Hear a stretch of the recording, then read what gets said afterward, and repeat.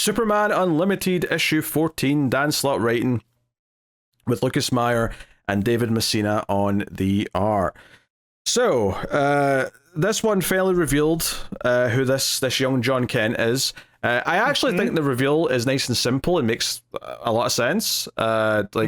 It just been Ultraman's son who looks like John, but that's why he's not quite like John, and he doesn't remember certain things, and he's got maybe more of a temper and these other things, which they really hit home throughout this issue. And they also set up that he is not hurt by kryptonite, and it does bother me a little bit how old John just kind of brushes that off and says, "I'll look into that later." I'm like, I don't know, I would look into that now, John. That seems like a big deal. The way that he plays it, like, oh right, kryptonite. And then he drops it. You're like, no, dude, like, come on. Something's rotten in Denmark. Look into that now. You and your stupid mask. Yeah. I hate Tomorrow Man. Well, yeah, that's the other thing about this. So I like these like twists in the issue, the reveals in the issue. The thing that's still frustrating me though, which has frustrated me since the start of this arc, is the whole why is he hiding the fact that he's still around? Because we even have Lois in this issue talking to Man Pa Ken and being like, oh, like, I don't know how this time travel stuff works, but it's almost like, you know, John went away and came back as his younger self. You know, is he around? And she even goes to the little Smallville Daily Planet office and she's like asking Steele and Natasha, like, you know, where's John been? He's been helping you guys, right? He's like, yeah, but we've not seen him in a number of days. And I'm like, okay, I'm glad that she's asking these questions. And I do actually really like the whole part where she's talking to the Kents and the Kents say, well, what do you feel, Lois? Like, what's your gut telling you? What's your heart telling you? And she's like, well, I'm also a reporter, and I want it to be him. I want this young John to be my son, but what I actually feel like is that I need to investigate this as Lois Lane. I have to actually do the work here. And, you know, sure enough, like, it's not adding up. And but this point in the issue, we've already seen other hints with the kryptonite and stuff. But I'm like, yeah, like, she's doing all this, like, searching for old John, looking at all these places that he's been in, like, where's he gone? And I'm still do not understand why old John never ever, like, why he chose to hide the fact that he was still around, why he chose to put a mask on. Like, from young John, sure, because that might break his brain if they are the same person, you know, time continuum and, you know, all those rules and whatever. But why hide it from Lois? And Lois is now wondering if, like, oh, he just, like, has turned into young version and she's lost that version of her son. Like, that part of it is still really weird to me and doesn't make any sense. Yeah, it's like they had to sell the mystery of this being really young John. And so they had to get themselves into, like, you know, this rat's nest of a story when there's much better ways. It doesn't need to be this convoluted. No. You're like, oh, there's some timey-wimey stuff. We need to figure this out. John, you're on top of it because if this is younger you know, we have to figure out if there's like a parallel thing or whatever. And instead we get him having to wear this dumb costume and make Lois look like she's not a great investigative journalist, you know? Although that said, I did enjoy the stuff with the Kents because her being like, something's not right, but I can't put my finger on it. And I don't know if it's because I really want this to be my son. I like that scene. I like all that. I liked that scene. I liked her using her instincts. So I think it did present her as a good reporter and investigator, except for when she goes looking for her older version of her son, it never once occurs to her who Tomorrow Man might be. That's the part that feels weird. So again, the whole Tomorrow Man side of this is the part that just feels absurd, and I don't know why any of these choices were made. It's very strange. Anyway, this issue follows John and John like going around just doing random different supervillain stuff. Like, hey, you know, here's Kent and Kent, Esquire. You know, here's this tragedy. Let's go deal with that. Here's this other thing going on. And the progression comes more from the other characters. You know, and the story being Lois mainly, and then eventually towards the end we do cut back to Damien, who's also trying to figure stuff out, and Damien's like, Batman, you've already figured this out, haven't you? He's like, yeah, last time I saw Superwoman, she was pregnant with Ultraman's son, so it's probably his kid. It's like, yep, that sounds about right. And this also coincides with Steele trying to imprison young John until they figure out who he is.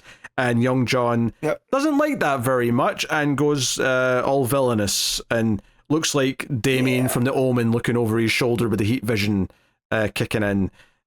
So Yeah, a fight starts with him and everyone else. And there's still the mystery what's going on with the type of kryptonite that's from El Caldero.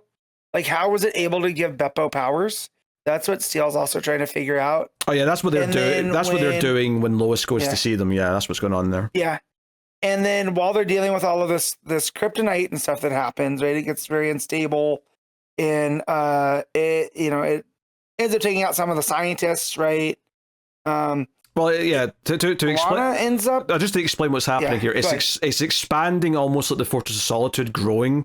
So it's all these big kryptonite crystals just sort of like tearing through the building. Yeah. And so obviously it's a death trap for like Kryptonians, to go through. And Lana, with her Superwoman powers, she changes its energy signature and starts to absorb like the kryptonite power. So she ends up having some of these crystals grow out through her shoulders and through her fingers like claws. So there's also that mystery too of what's going on with this kryptonite as they're going. And that's the other thing that I like too, is it because the fake John, the Ultra, we'll call him the Ultra Boy. That's what Damien calls him at the end. Boy, yeah. That they he's not reacting to the kryptonite, but John still, because of parts of his mask and whatever and his hair are exposed, he wraps stuff around, and the younger John goes into there, and that's when you start to realize that something is definitely afoot. Like you said, it's a death trap for Kryptonians. We see that with older John wrapping up and it affecting him. Why is it not affecting this kid?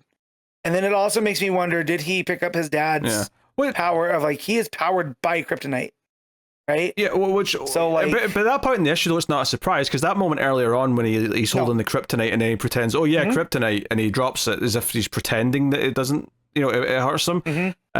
So it's not a surprise that it's not affecting him at the end. It's actually the most predictable thing in the world. At that point, it's just a case of, well, why isn't it affecting him?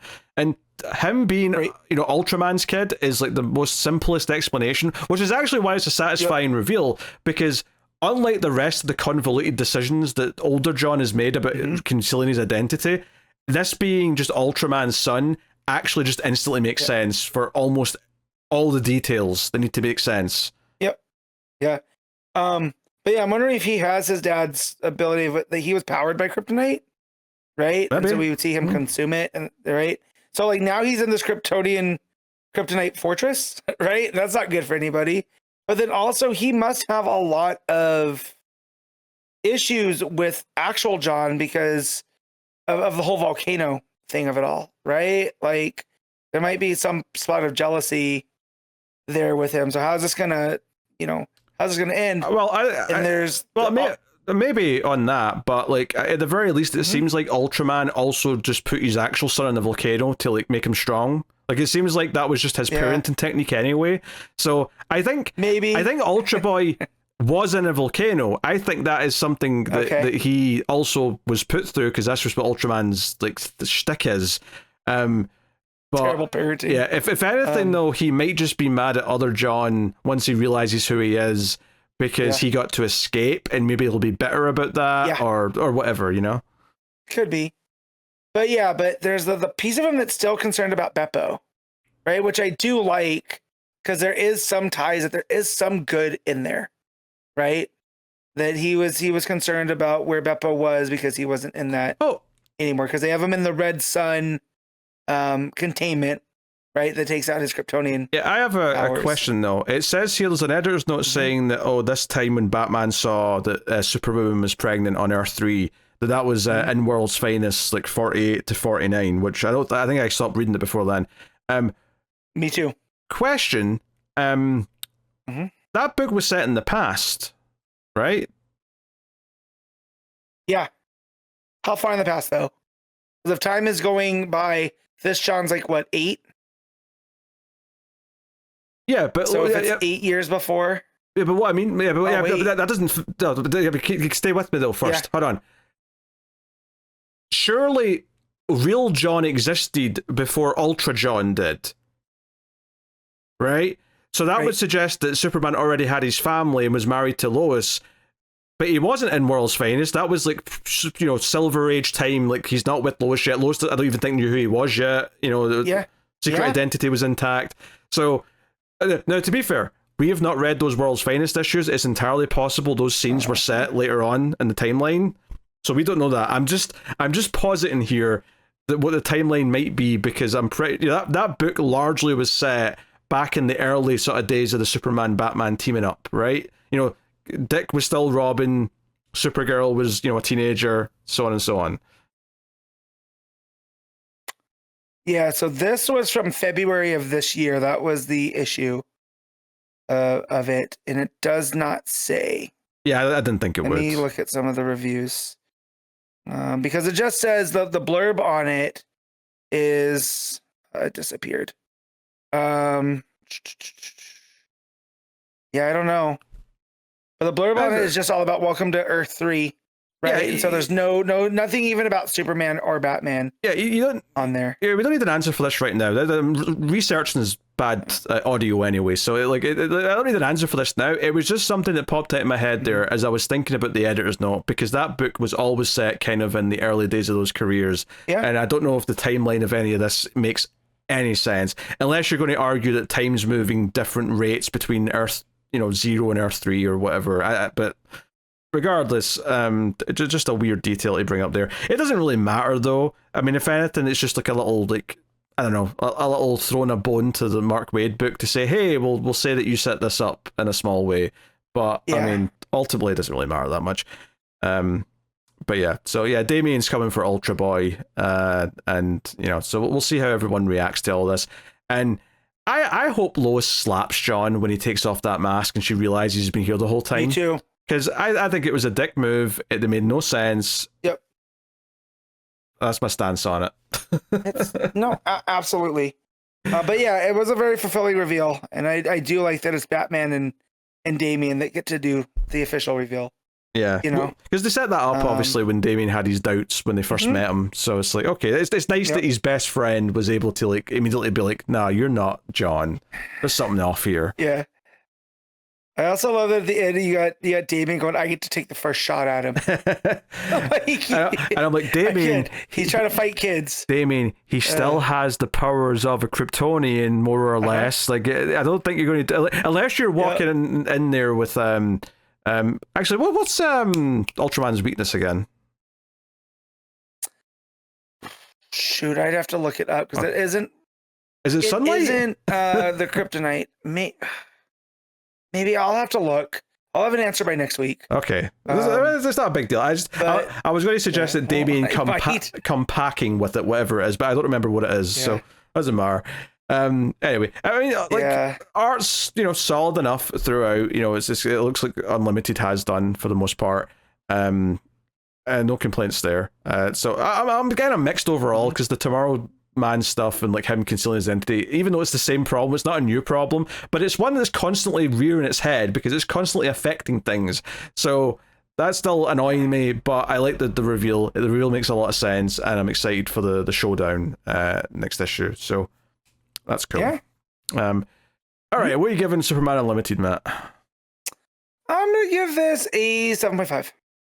I think that's right. I'm gonna go with a straight 7. There's stuff in here that I quite like, but that thing that's dragging it down for me still there. I will be very excited to be beyond this reign of the Superboy stuff, which I mostly think's been a waste of time, to be honest, between all the books I've been reading.